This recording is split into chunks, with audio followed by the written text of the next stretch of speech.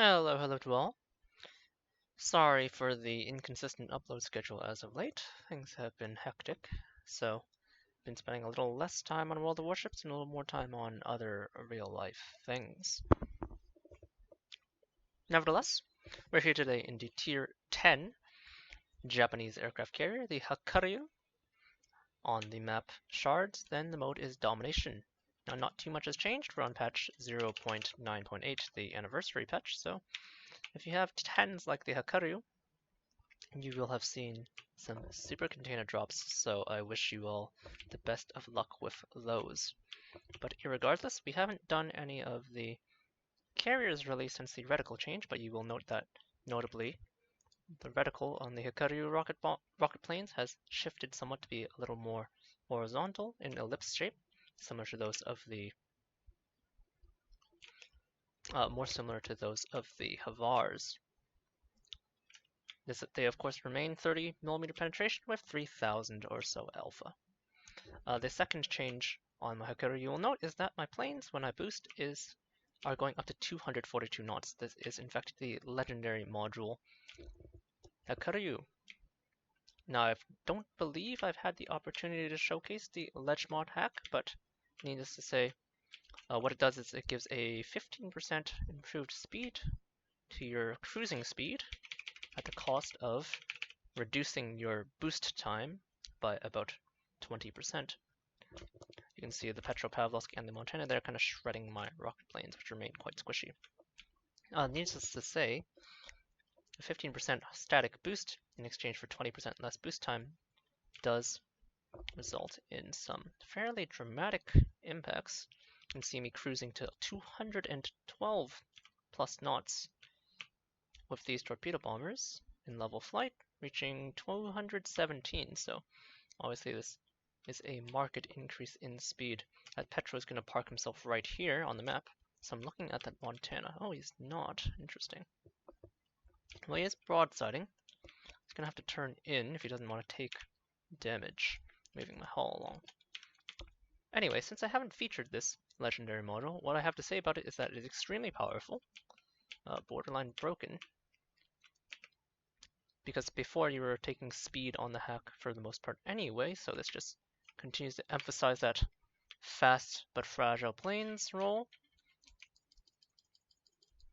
Diving through with my damage reduction on the torpedo bombers. Gonna just dump those. Only able to hit one torpedo, unfortunately. Combined Slava and Montana AA mean that I'm unlikely to make another hit. Enemy team is currently taking B. But you can see the speed at which the planes traverse. I don't know if you can see the difference, but it is marked in the way it feels. To the point where just zooming around with Graf Zeppelin speed aircraft is quite amusing. Now you retain, of course, those fast torpedoes. Petropavlovsk pushing in, by the way, but there's a Holland inside of B, which is kind of why I was reluctant to face check. Do manage to land that torpedo on the Montana. But you can see this speed allows you to kind of adopt some of that boom and zoom playstyle that you may have seen in the past on carriers such as the Graf Zeppelin, where you're kind of using your great speed to zip through AA.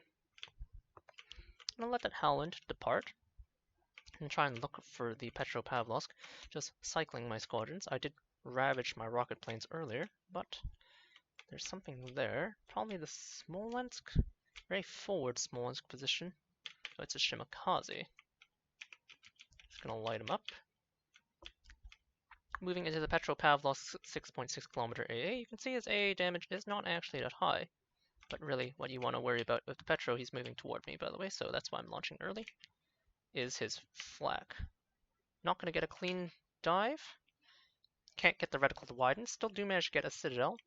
Citadel damage is, of course, reduced thanks to the nerfs we've seen on previous patches. I don't think I'm going to get soft, but I'm going to attempt it anyway. 1700 health. Going to drop at about 200. Don't want to take any risks. Do not manage to get a hit, but I did get an incapacitation. I believe I broke his engine.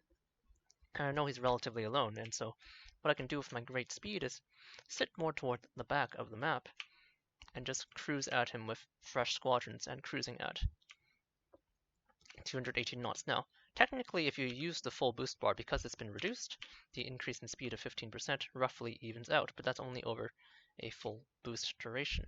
The increase to your base speed, your base cruising speed, that is, does mean that you get overall decreased sortie time.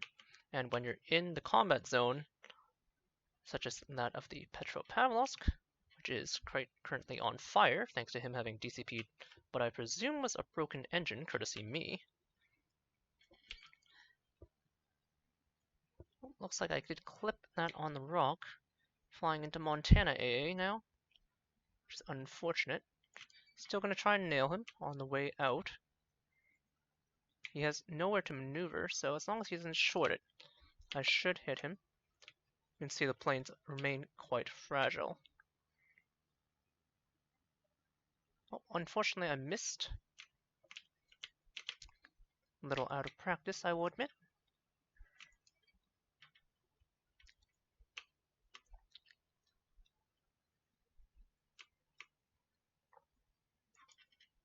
I try and ditch that into the water. Enemy Holland is in the midst of my gearing, so I don't know what's up with that. Don't manage to get a hit onto the Petro. Looks like he turned hard in. There are planes circling over, but the Holland's already been dispatched, so I'm just going to take my fighters and cruise over. Enemy Hakuryu going after my Moskva, from the looks of it. Our radar lights up both the Shimakaze and the gearing. Since the Shimakaze is a little bit closer, I'm going to go after him. Using that reticle now, you can see side on. Expecting him to accelerate as he stops there. Only hit 3 rockets. A bit unfortunate there. The gearing has left the radar radius. If I had a fighter, I would cover that there. Looks like that Shimakaze smoke is dissipating.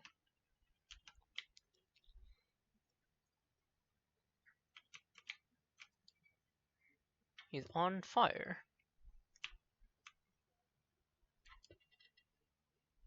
Not a perfect reticle lead, but looks like I do land enough rockets to dispatch him with the assistance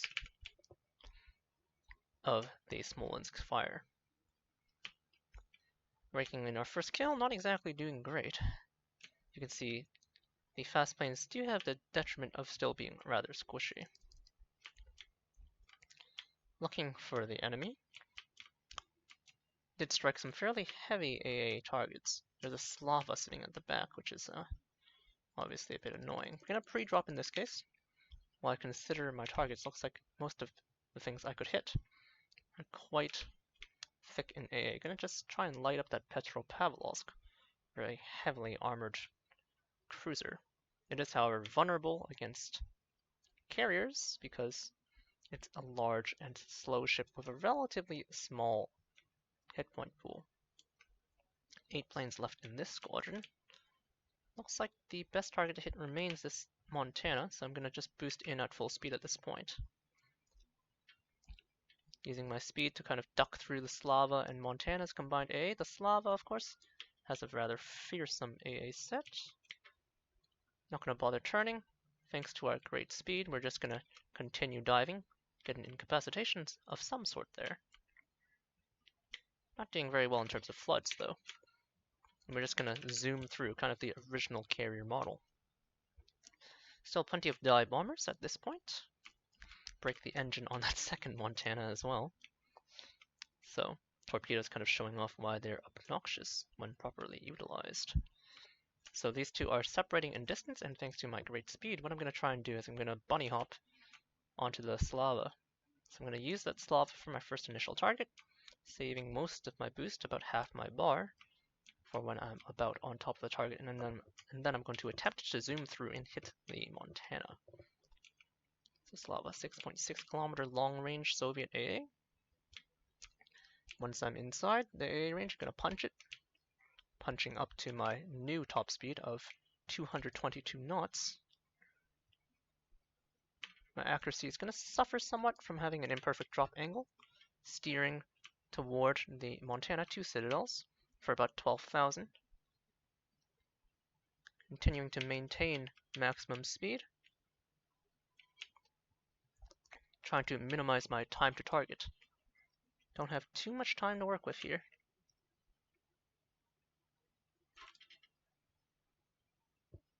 Another 2 citadels in swift succession, and my damage total of relative mediocrity is quickly climbing to something a little more respectable. That Slava's still quite isolated. Got 2 citadels on him earlier. I could go after him again with dive bombers and make some circling passes, moving my carrier forward, but there's simply no need to. My heal's almost up thanks to my squadron cycling. Still have 15 carrier-based rocket planes as well to follow up if I get a flood. The Slava, of course, even though she's Russian, does not have that Russian damage control.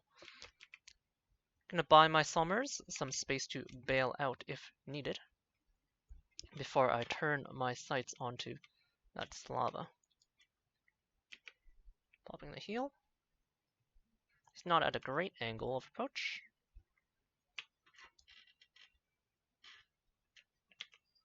But he is isolated. And the Slava's AA, while good, is not fantastic. Do strike a torpedo there, but right onto the ball, which means he's going to mitigate much of it. Allied flooding means that I will get a DCP usage of some sort, and he has a standard DCP. Still has yet to use it, though.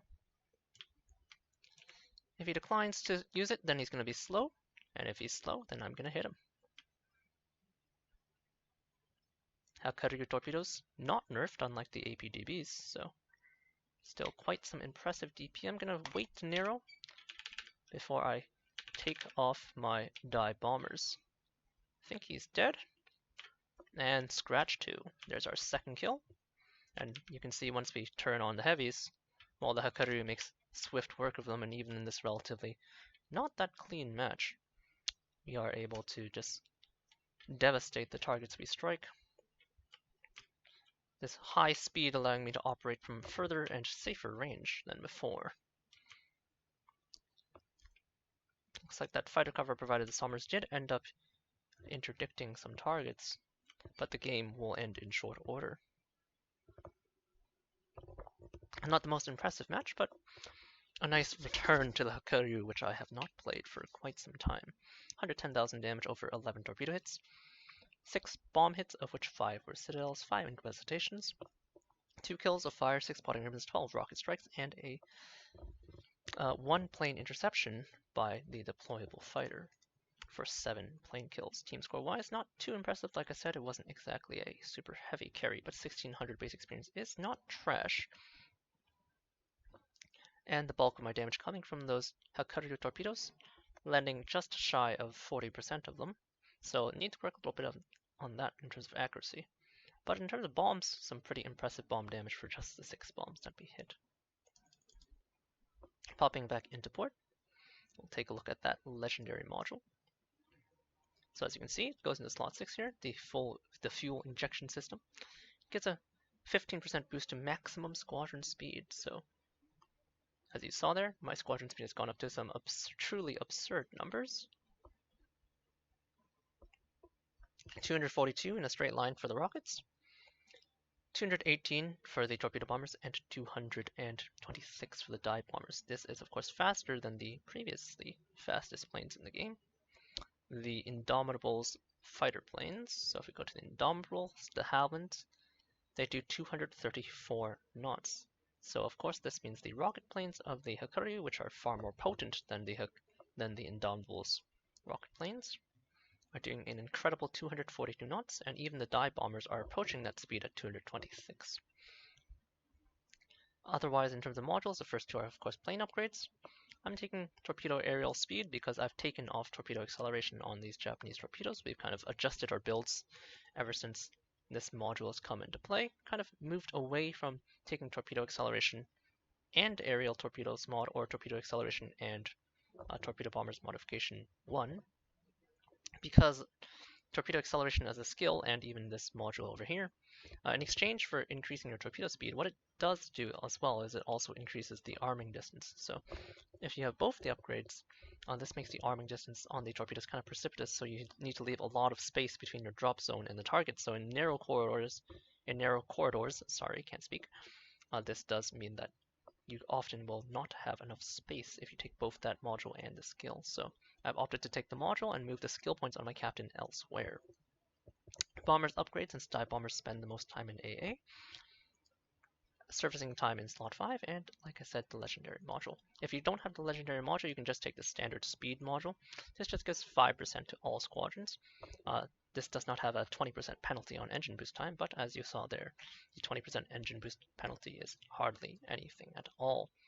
And then of course, making use of this build, we've moved away from torpedo acceleration, so we've moved to a newer standard of IJN and German CV build for your 9-point core. So servicing into plane speed, into armor, and survivability expert. So this is the new 9-point core for Germans and Japanese who both have high speed torpedoes. From there, take site stabilization, follow it up with the 1-pointers, and then finalize with the concealment expert skill. And yeah, that's legendary hack. Gonna run it back one more time since that was a fairly short demo and it wasn't the most clean. Hopefully with that warm-up game, we'll be able to display a little more of the Hakuryu's truly devastating potential.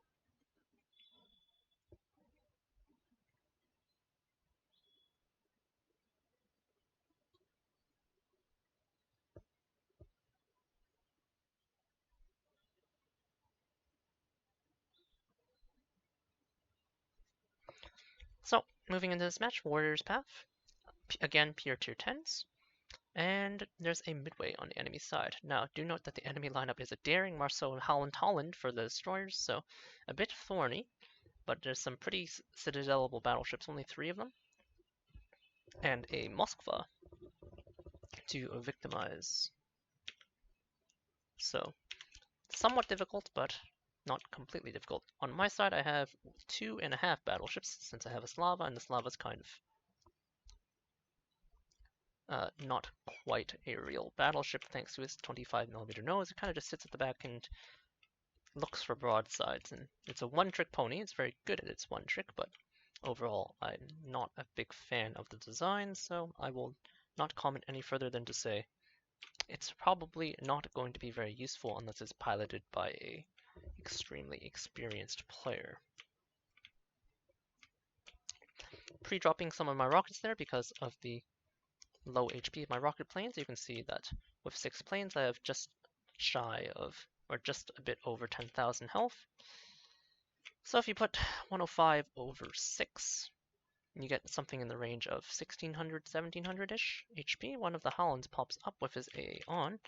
Now, the Holland AA is extremely potent, but it's potent because you can ambush planes by leaving it off and having them fly into it. If you turn it on and have the planes see you from the start, well, they're just going to dive onto you and slam you. So don't make the mistake of thinking that Holland AA will protect you from carrier planes at tier 10, because it won't.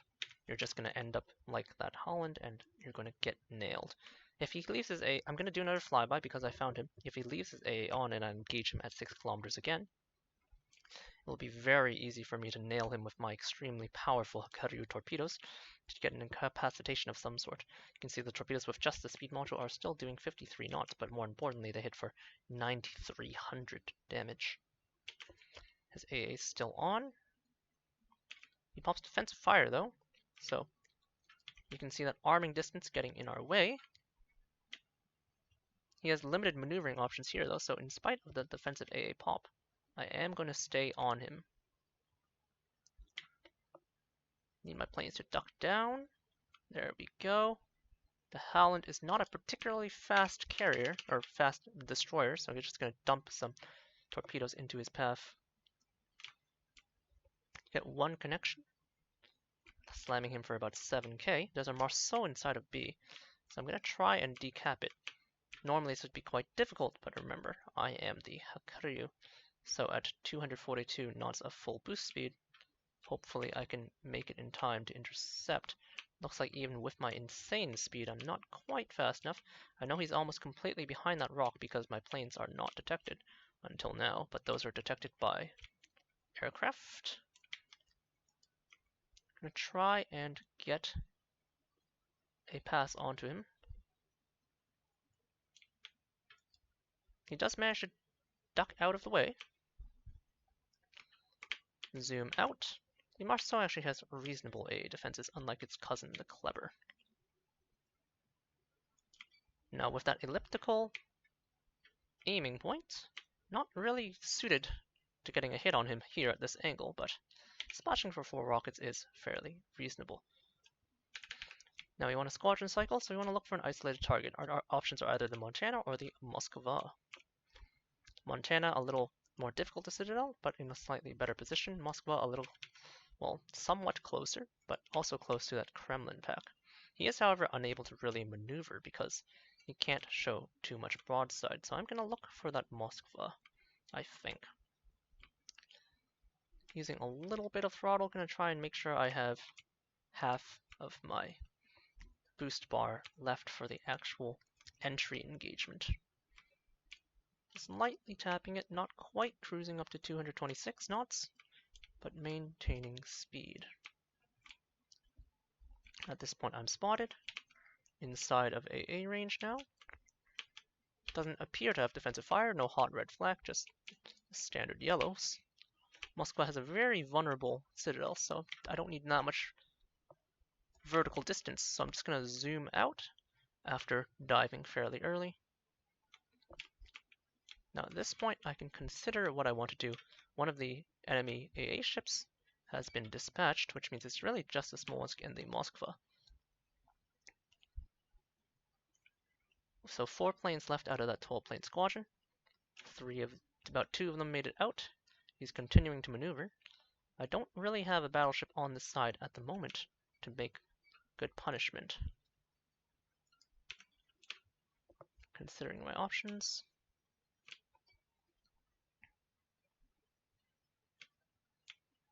As I circle. The Kremlin's also potentially strikeable.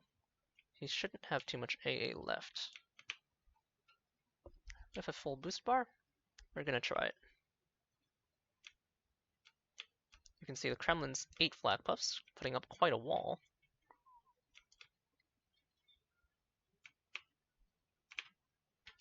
Nope, not quite enough HP, but he is pushing into what is almost certainly suicide. At this point, 22 rocket planes, 22 torpedo bombers and 12 rocket planes left. And Holland we struck earlier is going to go down, as is that Kremlin. The Daring has effed off, shall we say. And we're sitting again at a relatively low damage total. Enemy team trying their best to try and stay in the game. I think I'm going to go after that Smolensk and try and separate him and push him away from the Moskva.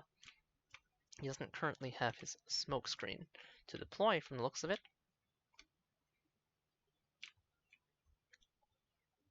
So I'm going to rail on him for a little bit. Cut off his escape routes, pop a heal at this point. Could have done that earlier in the Holland engagement, but I elected not to. Dropping from behind with chasing torpedoes to limit the options of the Smolensk player. Takes a pretty heavy overmatching hit from someone, and at this point he's decided that he wants to smoke up, but 2 9,000 damage torpedoes are not something you can face tank.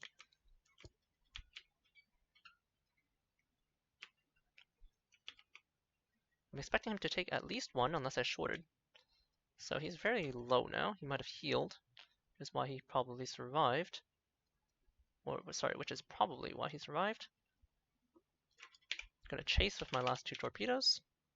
Move my carrier back up since we're winning this engagement. Looks like the Moskva committed to a hard turn, so he shorted a torpedo and then made his turn. And at this point, this game is a bit of a slaughter, if I'm being frank. Small radaring a Daring. Once more, we're going to see if we can gather enough speed to zoom through and punch him out. But really, the enemy team seems to have managed to lose this game without me having to do too much work. Another dead ship. There's that Smolensk. Aiming ahead to let him slide into the path of the rockets. And I suppose we'll at least come away from this match with a kill. Not the prettiest result, But it seems like the Hakuryu does tend to have a lot of these matches these days, and, well, World of Warships is just a game of blowouts in the current metagame, because there's currently a lot of people who don't really know what they're doing, if I'm being frank.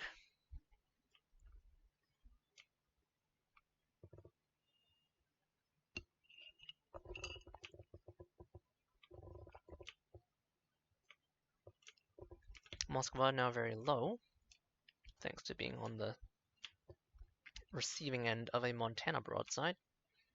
So my efforts to fly over here will be in vain. Enemy team has their carrier, a cruiser, and a destroyer left. And it looks like I'm going to come out of this match empty-handed.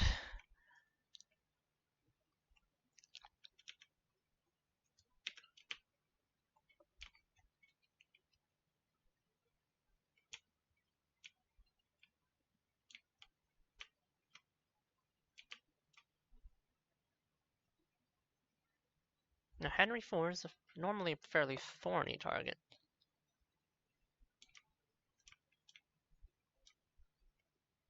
But looks like he's fairly low, probably has had some of his AA stripped. And more importantly, his maneuvering options are limited. There's that Marceau, gonna prompt me to pop a heal.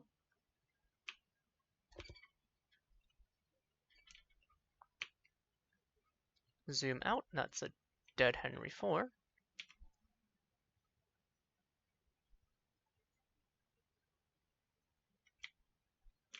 Marceau is now dead.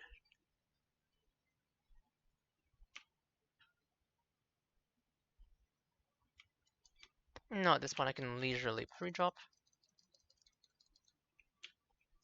Light up the Midway. Only need about 3 aircraft to punch through. But it's a matter of expediency because I'm not too concerned about losing large numbers of aircraft at this game state. Just gonna punch through with what's left of the squadron. An easy enough intercept. Midway smashes another of my ships, and the Kremlin is a little closer. Broke the Midway's engine, but he has a carrier DCP, so it's not gonna do anything to him.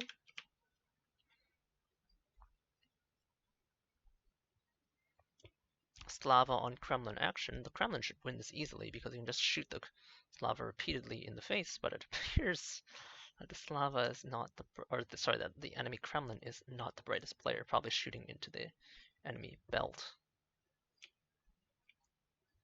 Now I'm left with some dive bombers, and I'm contesting tier 10 carrier deck armor, which, as you may know, is not exactly easy to contest.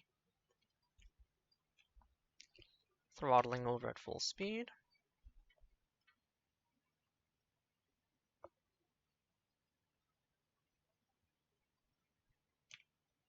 Looks like he's left us his fighter. Duck out and around, reverse speed. And it looks like we're not going to be able to do very much because the game is going to tick out.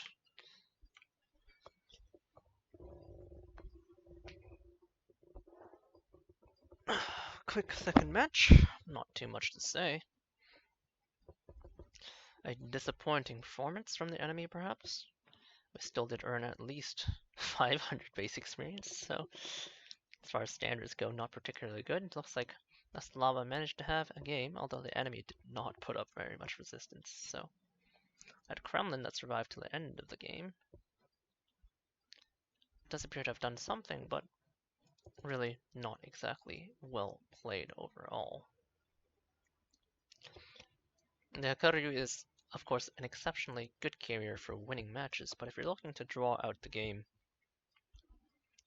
while she is good at that, as well as an aircraft carrier, she does tend to deliver enough strike power to end games in short order and cause an extremely heavy snowball, because, in my opinion, she is not particularly balanced, especially with this legendary module, even after the nerfs to her overall AP dive bomber alpha, chunking it down from about 22,000 to just over 20,000, she still remains a formidable threat and as such is capable of crippling games. This game, there's a lot less Howlands, there's only a Smolensk in terms of remotely difficult opponents. There's 2 Smolensk and a Hindenburg on the enemy team, but there's also a ton of battleships. And the Hakuryu, just like the new Germans, with the Manfred von Richthofen, is an extremely potent heavy hunter. So no need to pre-drop, their destroyers really don't have that impressive AA, unlike last match. So we're going to go cruise and see if we can find something to chow down on with our rockets.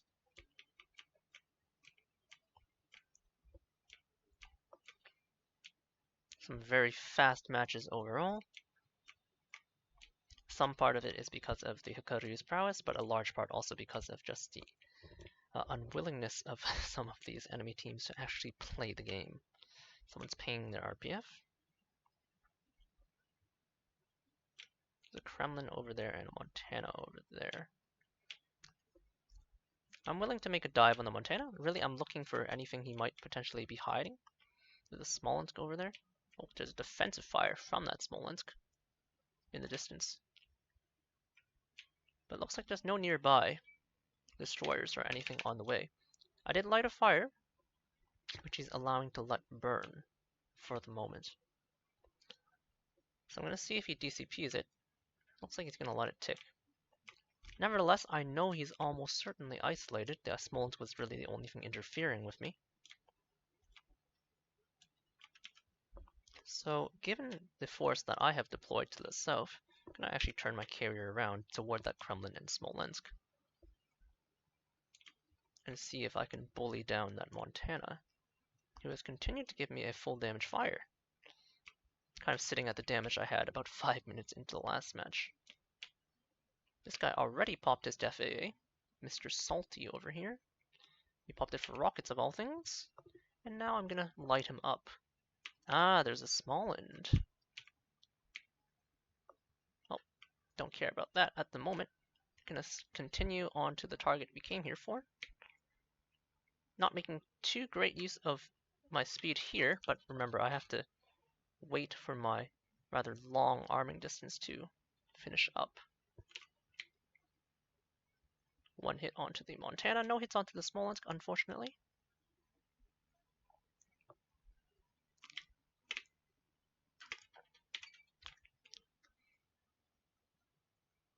The Smolensk in the center with the Thunderer.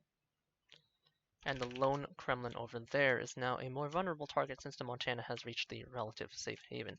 Not a very efficient use of 12 aircraft, by the way. Looks like I lost just about all of them.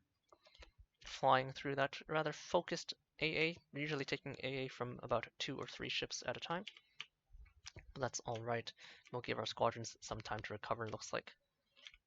Of the 12 that took off, maybe only 1 or 2 are going to limp home. Anyway, Midway making some hits onto my Shimakaze with his rocket planes, but Midway has lost a lot of rocket plane potency overall. Kremlin behind this rock. Nice flat target. It's going to drop from almost maximum height, zoom away from that Smolensk in the smoke. 2 citadels, and he takes some torpedoes. Swinging nice round and wide. Need to think about whether or not I'm going to come in for a third attack. Unlikely. So I probably have more than enough speed and space to make the second attack, and then I'll just F out with what's left of the squadron. No need to use an engine cooling consumable here. In this case, gonna get a more accurate drop this time, and another 2 fresh citadels. And that's a significant chunk of hit points that are not going to be healable. I'm gonna dive over the Smolensk's last known location with my torpedo bombers. See if I can smoke him out with my fairly short 6.75 kilometer detection. Smolensk is now out of his smoke. There's that Smolensk AA. I don't really actually know what he's doing here. Let's see if he reversed. Nope, he's just sitting here. You can see one of the advantages of switching from torpedo attack time, or torpedo bombers modification 1, to the torpedo speed and taking off points on the captain build and just moving them elsewhere is that you only have 10 seconds of attack time, which means I can stay and abort the attack fairly easily. Enemy Smolensk goes down, and I'm just lighting this Smolensk up for my allies. I don't know what is shooting him, but it appears to have quite a high rate of fire. Now, Smolensk doesn't quite have the Holland's AA, but it's still fairly impressive. You can see him kind of ripping through those Hakuryu torpedo bombers. It's not a particularly efficient use of our time, but we did get a nice chunk of damage early on, so I'm willing to throw some time at the Smolensk, just pressure him away from my cap so there's no shenanigans going on. So he's not a very fast destroyer, and the fact that I'm not detected by the time I move here means that he only just now crested that island. Oh, he ducked back out, so he's probably pulling away toward the east side of the map. Oh, actually he just slowed down. He's even slower than I had anticipated. Turning his AA off strategically is good. He's playing it right. I'm probably only going to get one rocket pass here, and it's probably not going to be that great, considering he can see it coming. He's not under fire, which is the easiest way to guarantee a good rocket hit. Nice 6K strike there. Montana stacked with a Thunderer. My least ravaged squadron right now is actually my Die Bombers, so there's a nice lone Montana over there. It's exactly on the opposite side of the map, which is why hovering near the center would have been more ideal, but I figured because I had a strong force here I could just push up with them. But because the heavies are pretty well packed, and the Yamato's a vulnerable target with lowish AA and he's by himself, more or less, he's a more attractive target at the moment.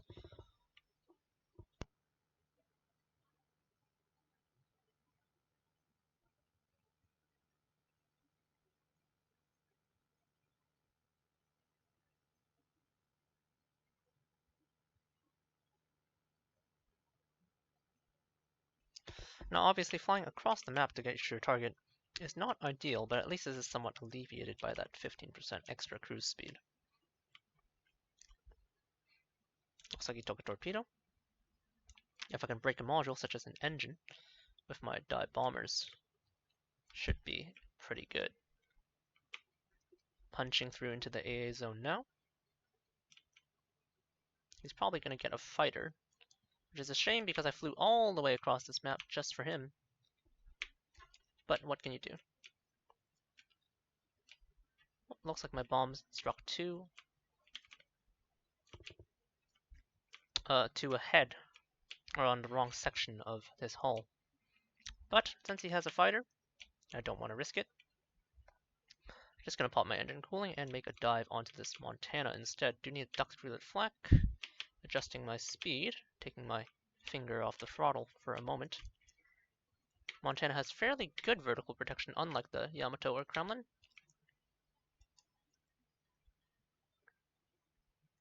But still good enough to break an engine. And at this point, my team has cleaned up the other force. Broken engine on the Montana, plus he's moving toward me. So I'm going to engage him with my torpedo bombers. If he's moving, then he will have repaired, and if he didn't repair, well then I'll have an easy target for my torpedoes. Have my heel up, so it should be fairly easy for me to put some damage out onto him. A Shimakaze going around the world playing Shimakaze Simulator, which is not great, but what can you do?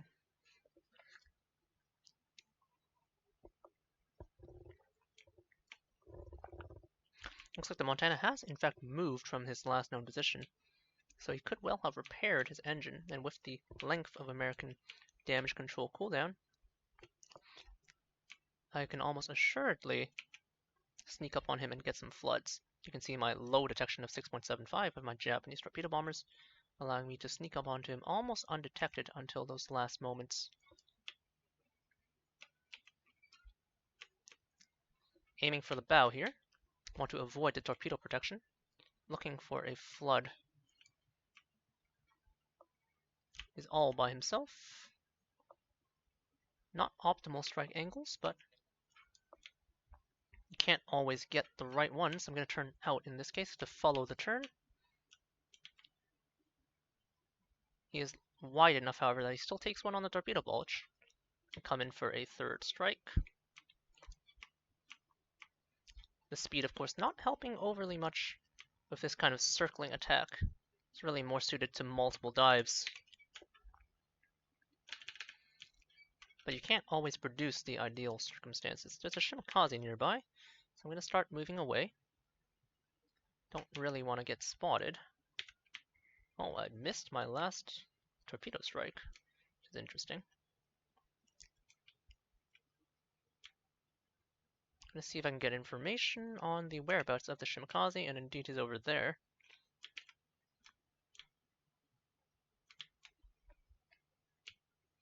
I'm going to continue to whale on the Montana. Would rather stay on the edge of that long-range AA. Dropping fairly high altitude in order to get the punching power, but giving some appropriate lead because I'm dropping from that higher altitude. Not too concerned, as long as I don't get too many shots onto me. You can see my torpedo bomber reserves are not looking so hot after the shenanigans we pulled chasing that small and unsuccessfully. It's very possible to hit destroyers with those hack torpedoes, but it does take a bit of finessing. And ooh, a nice perfect triple citadel. This is all HP the Montana can't really readily heal. My armored deck you can see absorbing much of the damage heading my way.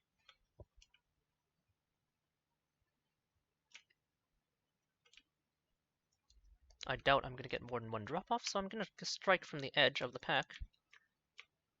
Just going to drop a fighter here to prevent the Shimakaze from pulling any shenanigans. Because you can see my team in the north is not being particularly responsible. They're chasing that Salmares to God knows where. I'm going to take my time, circle about.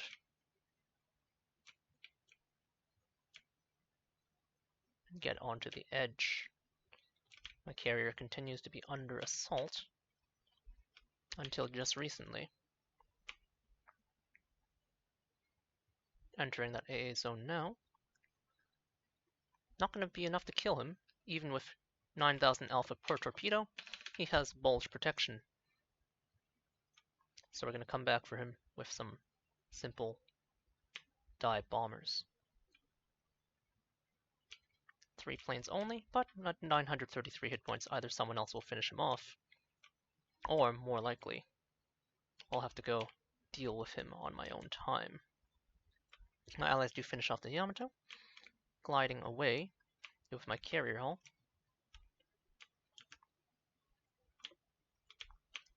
There's that Salmares, which they were quote-unquote chasing. He smokes even though I'm not after him, because he's afraid he's going to get shot at. Although he should know better, because I'm just going to pass right over him at this point. Just need the bombs to contact, so I'm going to take a little more time than I would normally, but I'm a little punished by not letting the reticle move forward a little bit. Thankfully, the Kremlin compensates for my mistake. At this point, my squadrons are quite depleted. This, of course, does happen if you throw your planes around in such a reckless manner, similar to the way I did. That 007 Ohio, Mr. Desert Fox, unfortunately, probably going to drop dead against those Midway HEDBs. Not too much I can do, even though he's providing a rather important service in defending the base.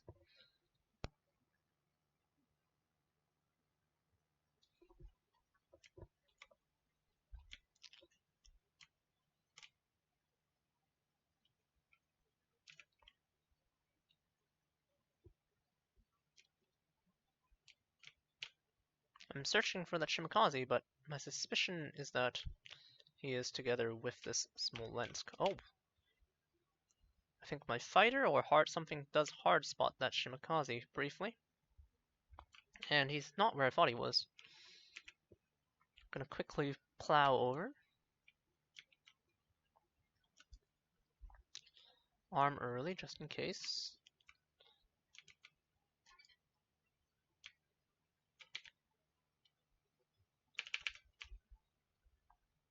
My Ohio is still under attack.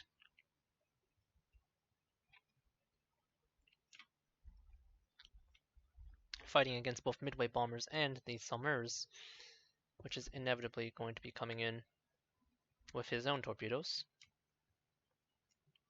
But we have multiple ships in the cap at this point. He looks to be dead to any one contact point, and the Summers has left.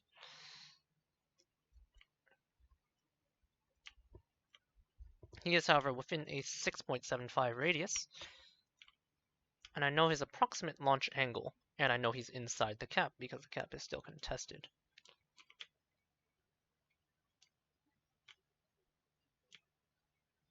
Based on where they were launched, he's probably actually in the south side of this cap with that Kremlin, and now I know he's probably about here.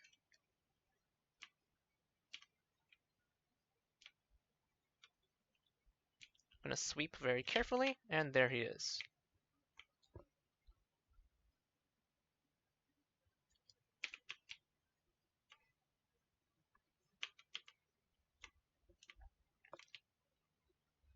Summers, as you can see, does not have any AA basically, so I can take my time. My fighter even is not particularly taking damage from him. He's sliding with a smoke. It's going to anticipate the sliding. You can see his angle of adjustment, so I know he's going to be along the border, and my torpedo in fact shorted on his hull. So I'm going to go straight along the border.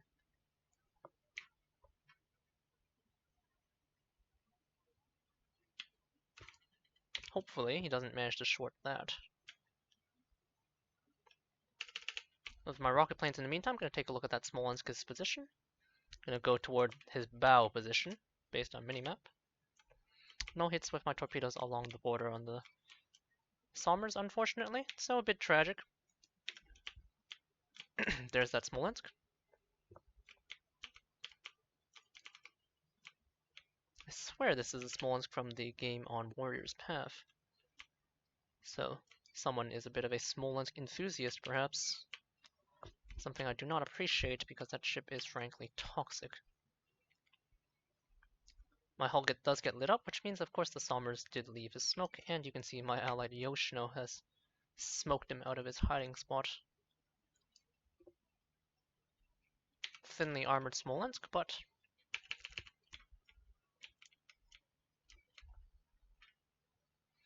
as thinly armored as he is, the relative unreliability of the new side-on reticle, it's no Lexington Havar reticle, tell you that much, means that I don't land that many hits. My Kremlin does get a good punch into that Smolensk, but it doesn't quite go down. You can see my Hakuryu regeneration time is actually fairly respectable. Summers drops.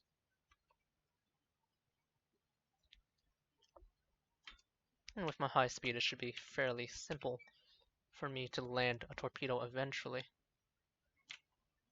He doesn't quite manage to short it, leaving me to cruise toward the enemy. It looks like my hull narrowly escaped eating some mare's torps. The direction of travel of the enemy Midway planes tells me he's moved quite south.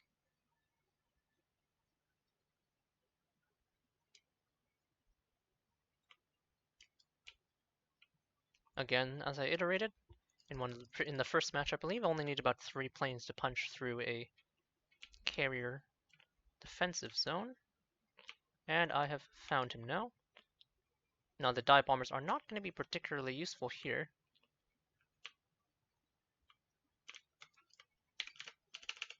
Just hoping to go after him and tax his damage control. 1 out of 3 aircraft survives. I break something, so that's going to pop a damn DCP, a carrier DCP. Move my hull toward that carrier. Only 34 seconds left, sadly. No boosts left, so that 15% boost detriment, or 20% boost detriment, isn't going to hit me too hard. Just going to use my high natural cruising speed, thanks to that module, to cruise toward the enemy. There's no time for another strike. It is up for consideration that I perhaps should have brought the torpedo bombers instead. I only need 2 anyway. But a 10-plane rocket strike to earn us a Confederate is not too shabby, and 180,000 will mark the end of a rather protracted game. You can see my squadron's somewhat lit, but at the same time not really that lit. I just had those 7 planes for that Smolensk earlier. So we had 2 blowouts, and then finally we had this close-ish game, and you can see in this long extended duel the power of a tier 10 carrier. Even in just semi-competent hands, I would say I'm a little rusty, so not exactly the best performance, but even so I was able to have a significant impact on the outcome of this match, and we will clean up this set of Hakuryu Legendary Module commentaries with 3 victories, this time 181,000 damage, kind of compensating for that 60,000 damage game we had before. 10 torpedo strikes, 17 bomb hits, 2 aircraft shot down, 3 incapacitations, 1 kill, 2 fires, 1 flood, 10 hits to the Citadel, and 12 spotting ribbons with 43 rocket strikes. Team score wise, finally moving up in the world past 1600 to 1700 base experience, so I'm not exactly impressed with myself to say the least, but it'll do, I suppose. Damage wise, this time you can see our damage, because of the abundance of battleships in this match, shifted away from the torpedoes, and which are a versatile armament and can kind of hit everything, toward the bomb damage because of how many times I was able to effectively make use of those armor-piercing dive bombers. So we have an 80-57-31 distribution for our anti-heavy armaments, which is somewhat satisfying. In terms of aircraft loss, you can see over the course of this match, lost quite a few aircraft, but was still doing better than the first match where I kind of spent my aircraft unwisely. I spent a lot of aircraft on this Smolensk, actually. He did manage to drop quite a few of my aircraft, you can see here. 11 planes destroyed by the Smolensk air defense. And those are just the torpedo bombers. He killed another 5 rocket planes, and not sure did he get any of these sort of bombers, not really.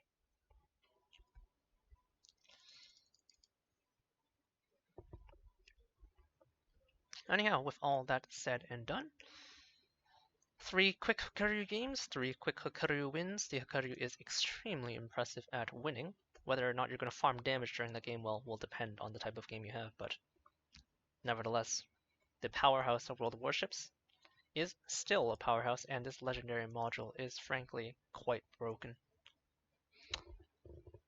That'll be all for now. Hope you enjoyed this back look. Excuse me. At World of Warships and the Hakuryu. I'll catch y'all later. Cheers.